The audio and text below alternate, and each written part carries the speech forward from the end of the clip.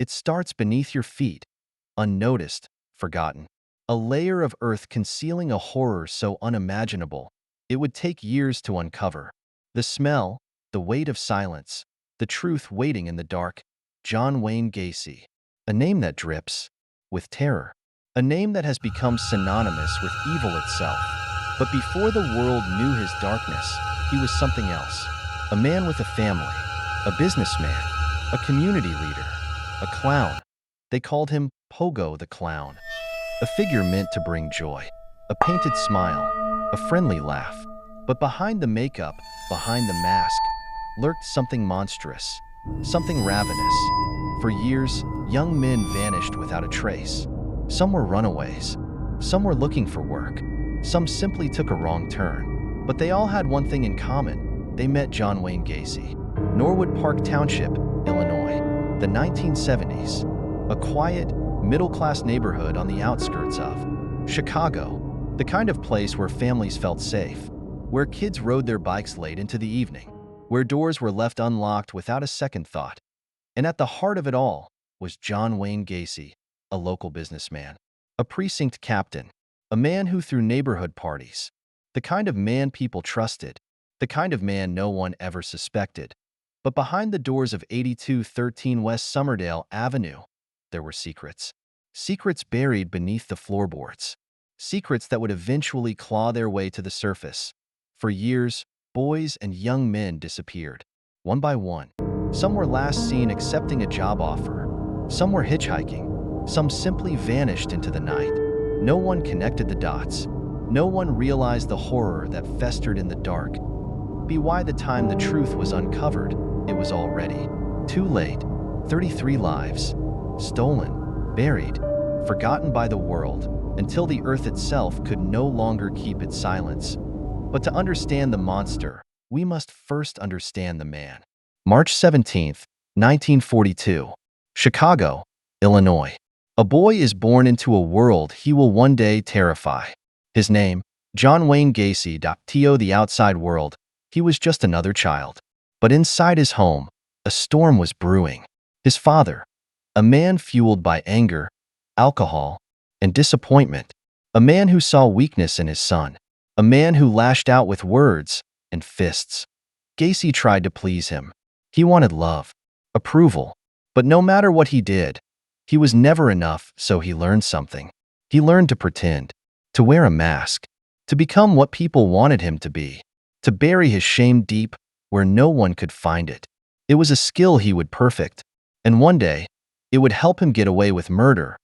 But long before he became a killer, he was just a man who followed the rules, a man who got married, built a life, started a business, a man who played the role of husband, father, neighbor, and yet, behind that facade, something was festering. 1968, Waterloo, Iowa. The first crack in the mask appears. Gacy is arrested. The charge, sexually assaulting 2 teenage boys. He pleads guilty.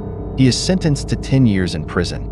But Wayne Gacy is a man who knows how to play the game. He is a model prisoner, hardworking, charming. He earns the trust of the guards. He convinces them that he has changed. And just 18 months later, he is free. The world has given him a second chance. A chance to start over. A chance to bury the past. But Gacy has no intention of changing. He has only learned one thing from prison: how to be more careful. The 1970s. Chicago. Gacy reinvents himself. He becomes a businessman, a contractor, a leader in the community, a man who shakes hands with politicians and entertains children as Pogo the Clown, a man who has everyone fooled. But beneath the surface, the monster is awakening. His victims, young men, often on the fringes of society, runaways, hitchhikers, boys looking for work. He lures them in with promises of money, a job, a warm place to stay. And once they step inside his home, the door locks behind them. Some are handcuffed. Some are tricked into putting on restraints as part of a magic trick. But there is no magic. Only pain. Only terror. Only death. Gacy has perfected his routine, a ritual of control, domination, and suffering. And when he is done, When the final breath leaves their bodies, he disposes of them the same way, every time. The crawl space. Beneath his house, he buries them, layer after layer, stacking bodies, like forgotten memories, each grave a silent witness to the horror above. And for years, no one notices, until December 1978, when everything changes. 15-year-old Robert Piest, a boy with dreams, a boy with a family, a boy who was supposed to come home that night. But he didn't. He was last seen with a man named John Wayne Gacy, a respected businessman, a man with no criminal record in Illinois, a man who had fooled the world. But now, the mask was slipping. Police begin their search.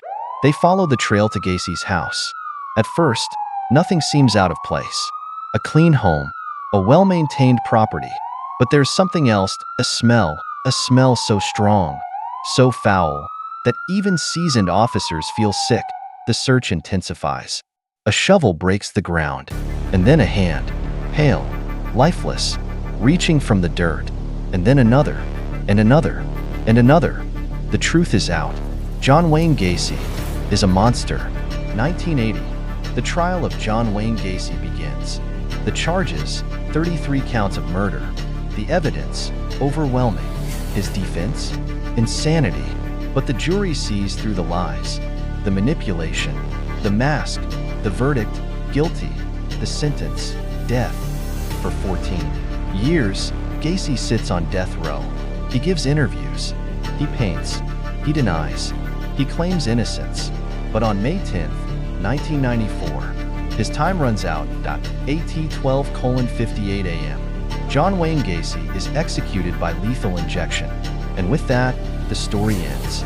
But the scars remain. The families, the survivors, the memories of 33 lives stolen, buried, erased, and the fear, the realization that monsters don't always hide in the dark. Sometimes they live next door. Sometimes they smile at you in the grocery store. Sometimes they wear a clown's mask and make children laugh. John Wayne Gacy is dead, but his story, his darkness, his legacy of fear still lingers.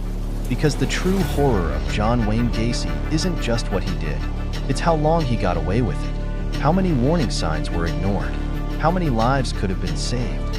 And how many more like him are still out there. What do you think? Was John Wayne Gacy a product of his past? Or was he always destined for darkness? Let us know in the comments below. If you found this story chilling, be sure to like, share, and subscribe for more true crime deep dives. Next week, we uncover the terrifying case of Next Case. A story just as shocking, just as horrifying, and just as real. Until then, remember, the scariest monsters aren't in horror movies. They walk among us. They smile. They shake hands. They wear masks. And sometimes they dress as clowns.